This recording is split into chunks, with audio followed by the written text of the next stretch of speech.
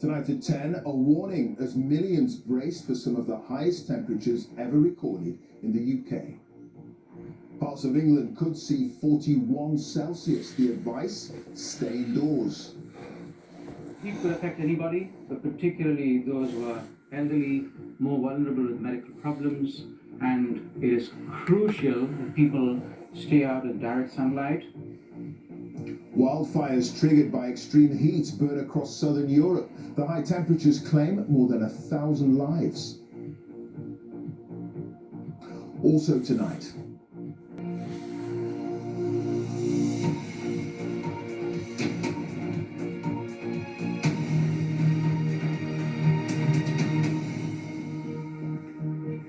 good evening. Health officials are urging people to take extra precautions as part of the UK brace for record high temperatures over the next 2 days. There are also warnings of significant disruption on the roads and railways because of the excessive heat. Today, an amber warning came into effect for large parts of England and Wales, with temperatures peaking at 33 Celsius in Harnden in Flintshire. But while the amber alert tomorrow extends to Scotland and parts of England, it changes to red, meaning a risk of serious illness or death, even among the fit and healthy. Temperatures could climb as high as 41 Celsius. Our correspondent John Donnison has the very latest.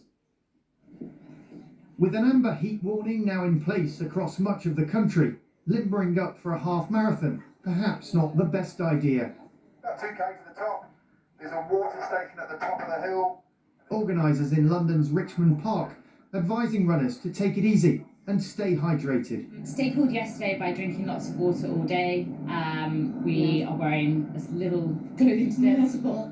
We've got a support group who's going to feed us water and sweets along the way as well. Wearing a cap and putting sun cream on and just staying hydrated.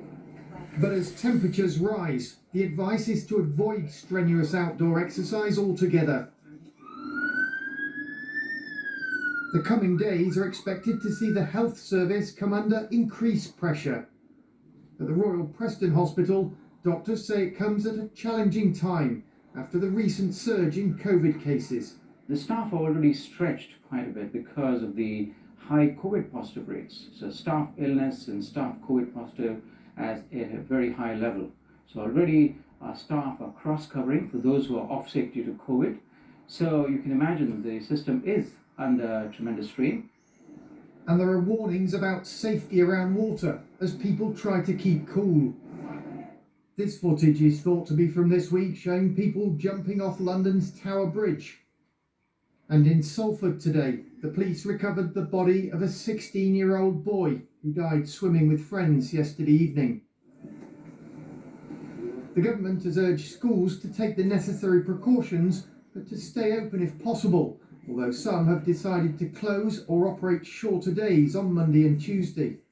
There's also likely to be major disruption to travel, in particular because of fears about rail tracks overheating. At least one operator, LNER, has said that all trains between London's King's Cross and just south of York and Leeds on Tuesday will be cancelled, and other operators are saying only travel is strictly necessary on both Monday and Tuesday. And all this comes with climate scientists warning that if temperature records are broken this week, they're unlikely to stand for long. Global warming, they say, means heat waves are getting more frequent and more intense. John Donnison, BBC News.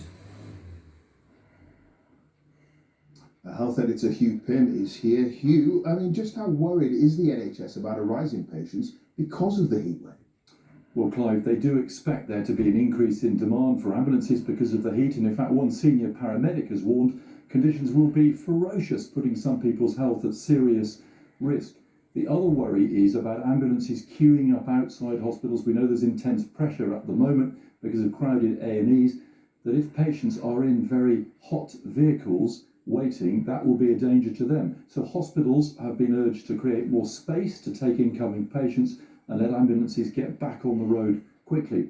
NHS providers representing trusts says there's a possibility at some hospitals that routine operations will have to be delayed. They're saying in a couple of cases operating theatres have simply become too hot to work in. Now NHS leaders are bringing in more staff, for example call handlers, But the warnings are very much going out to people to be very careful, not to go out in the heat of the day, if at all possible, to stay hydrated and to look out for those who are most vulnerable. Okay, Hugh, many thanks. Hugh Pitt, my health editor. Well, the rising temperatures we're experiencing here in the UK are the result of warm air moving up from a ferocious heatwave in southern Europe. It's thought to have caused more than 1,000 deaths so far in Portugal and Spain.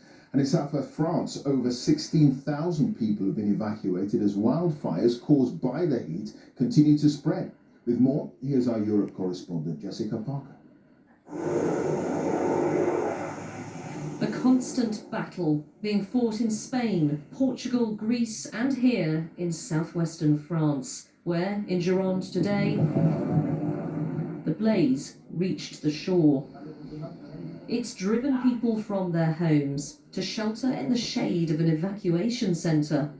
Ils sont venus une première fois pour me demander de partir. They told me to leave, but I wanted to stay, so they came a second time and gave me 5 minutes to pack. I've been staying here since Wednesday afternoon. Voilà.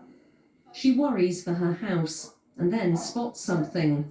On a peur pour nos maisons, regardez, Canadair. Canadaires, water bombers flying towards her village of Cazaux.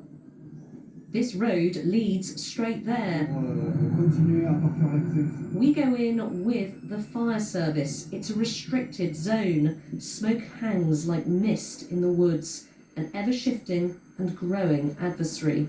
Alors oui, on voit une grande différence avec le réchauffement climatique. We see a big difference with climate change. We can see that the soil has become drier and drier.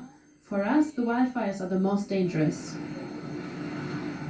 This road, which leads up to the evacuated village of Cazaux, is closed off, and what they're really trying to do here is stop the fire from spreading from this side of the road to this side of the road. But the winds have just picked up a little, and we've been told we've got to leave.